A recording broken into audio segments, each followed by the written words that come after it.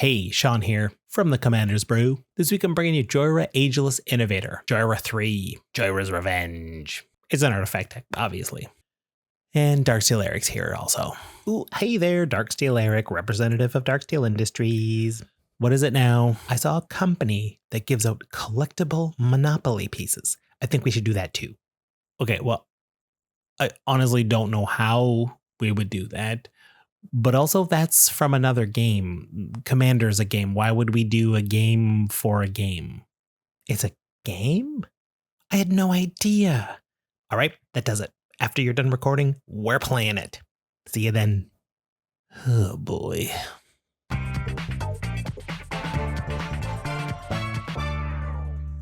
All right, let's get to Jhoira.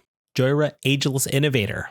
2-mana commander, about as cheap as you can go, which is very nice. And the ability is interesting. Every time we tap, we put on 2 ingenuity counters, and then we put a free artifact into play as long as it costs equal to or less than the number of ingenuity counters on Jhoira. So the first tap gives us a free 2-drop artifact, the next tap gives us a 4-drop artifact, etc., etc. I think the first and easiest way to go with this deck is to look at the mana rocks. We're going to focus on 2s and 4s.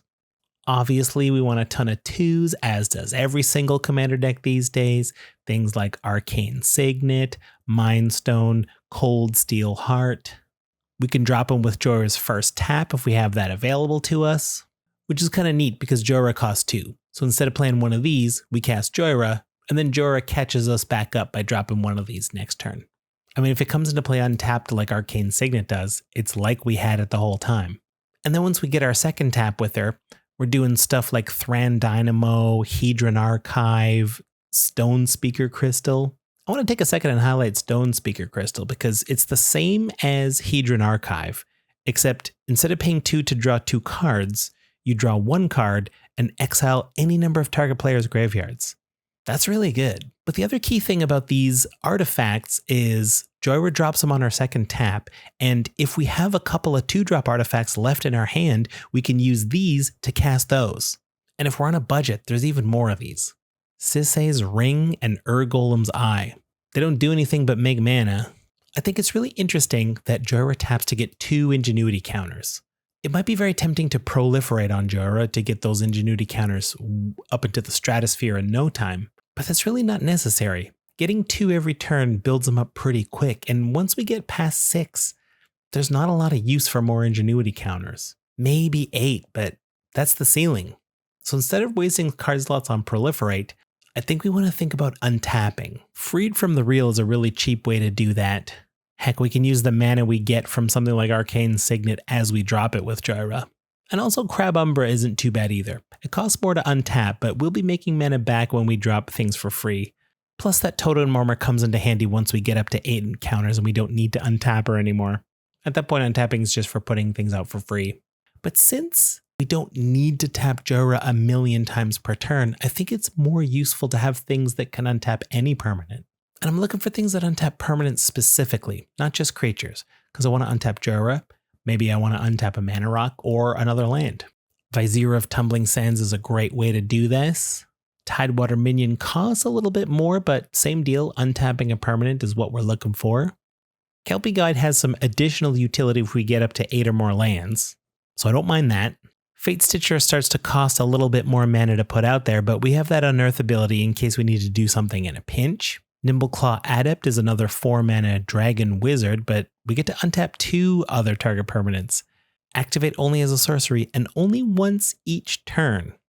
They put that last part on there so we can't untap this and use it to untap another untapper and keep untapping this and more things. Too much untapping. Clever Conjurer, although also costs 3, is again also sorcery speed, so I'm putting him in there last. And those are all ways to just do it for free. There are ways if we want to pay a little bit of mana. Extra redundancy. Rhymewind Taskmage comes down real cheap. We do have to pay 1, but we also have to have snow permanents. Remember Cold Steel Heart? And Captain of the Mists, same thing, but an additional 2 mana. I don't think we have a ton of humans in the deck. I mean, Jhoira counts, but Jhoira is probably coming down before this thing. Sorry, Captain, you're not a thing, you're a person. And now that you know the plan, special shout out to Empowered Auto Generator. This is a 4-mana artifact that doesn't pay us back in mana right away, but if we can untap this thing a few times, we can make serious mana. And as I said, the reason I focused on a lot of these cards that untap permanents is that now we get to run those lands that tap for 2 mana and get some real value out of them. Guildless Commons, Is It Boilerworks, some classics. Lotus Field costs a few human dollars, but this taps for 3 every time. And I even think, although it's controversial, we're going to run Temple of the False God in this deck. I know it can be dead in your opening hand, but another land to untap for 2 mana is very useful. And Storm the Vault for sure. We haven't even talked about combat damage yet, but we will have 5 or more artifacts in no time.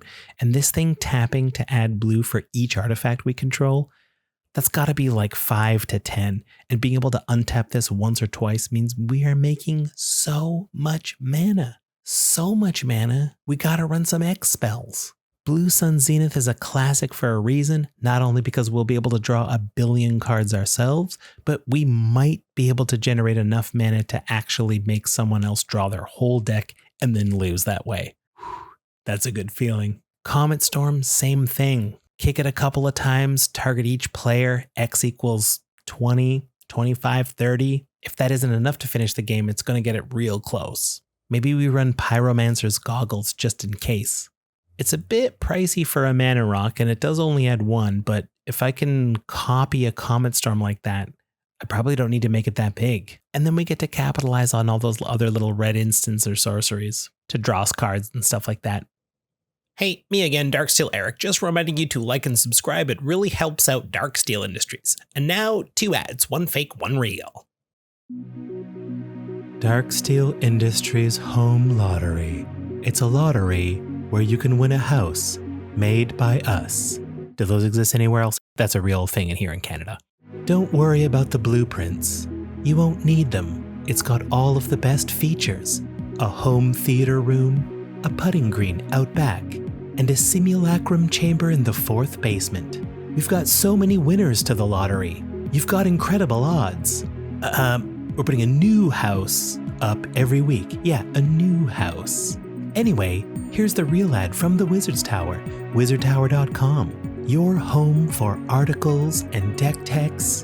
In addition, if you're a Canadian viewer, you can use coupon code BREWUNITED to get 5% off your Magic singles, as long as you spend $20 or more on them. Now that's a deal you can cozy on up to. Now back to the show. So since untapping is the theme of the deck, I wanted to look for other ways to make creatures tap for interesting things, auras that grant abilities. I would love to copy any spell multiple times. Now it's looking like Blue Sun Zenith really can mill people out.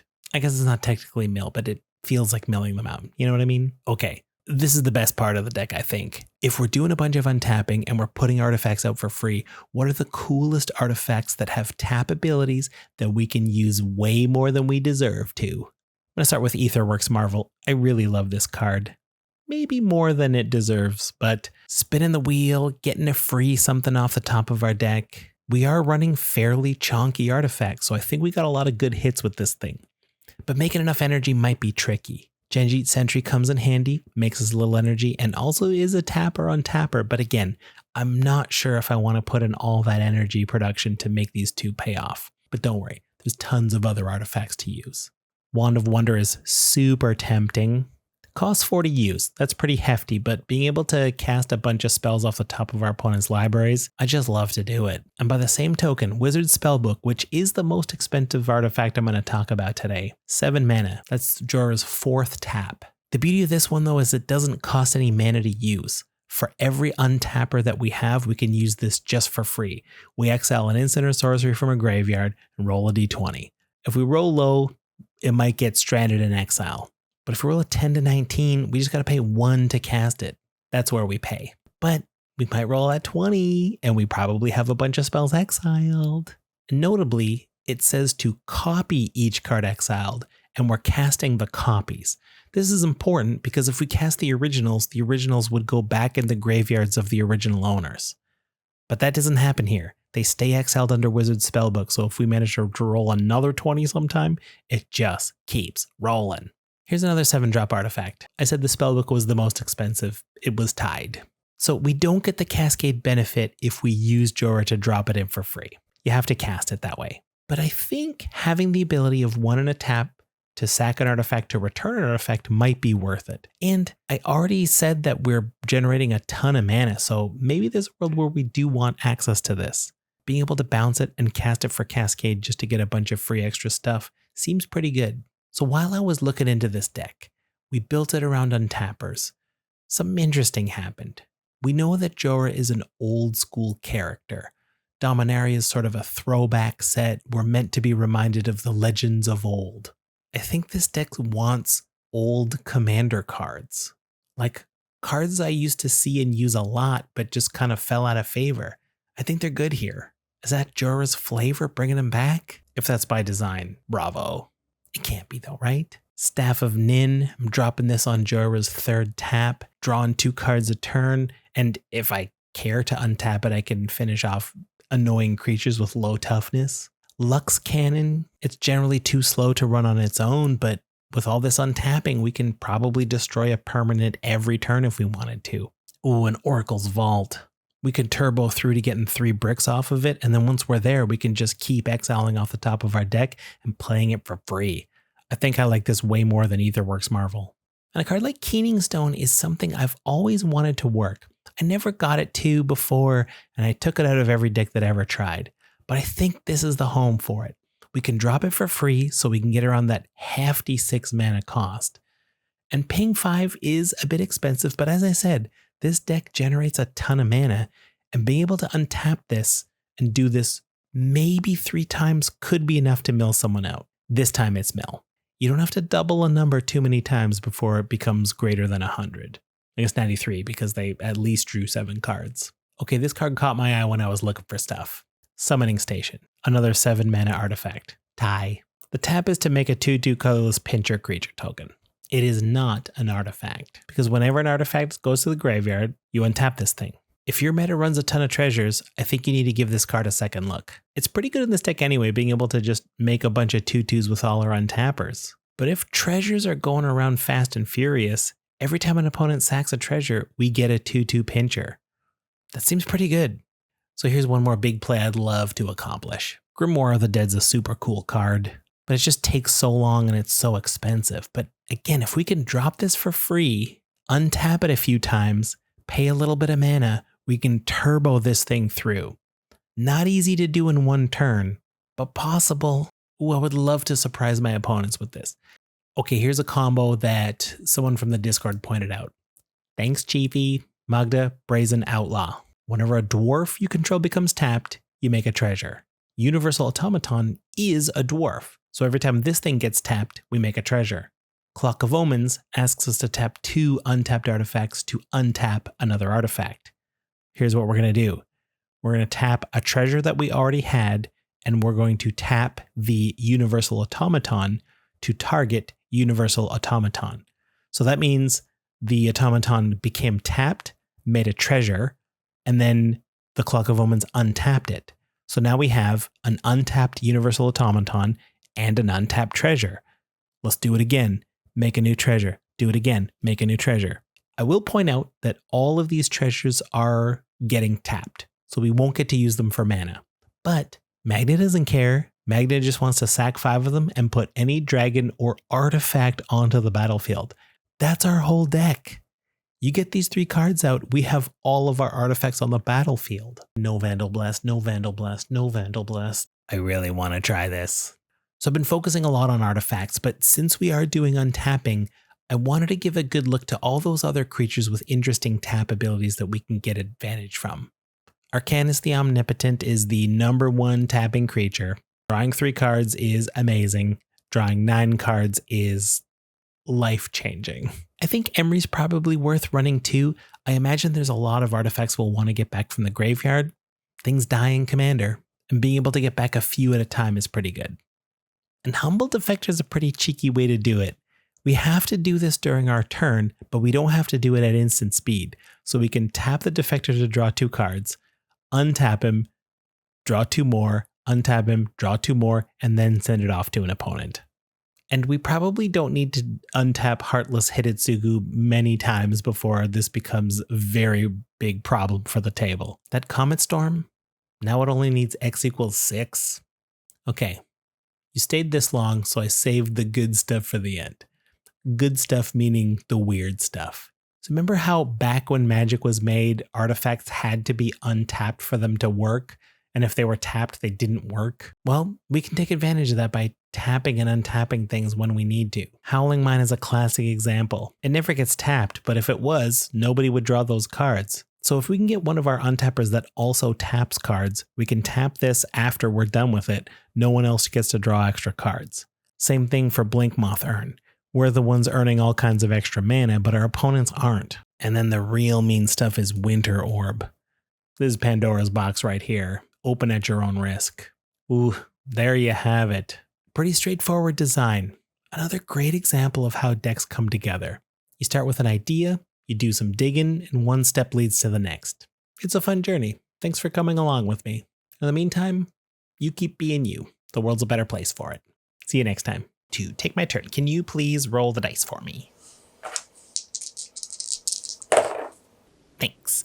And can you please move my piece for me?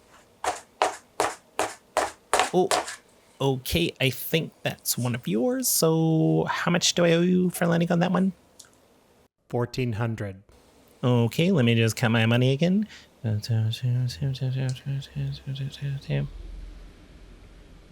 I'm bankrupt. I guess I lose. This game's bad. I know.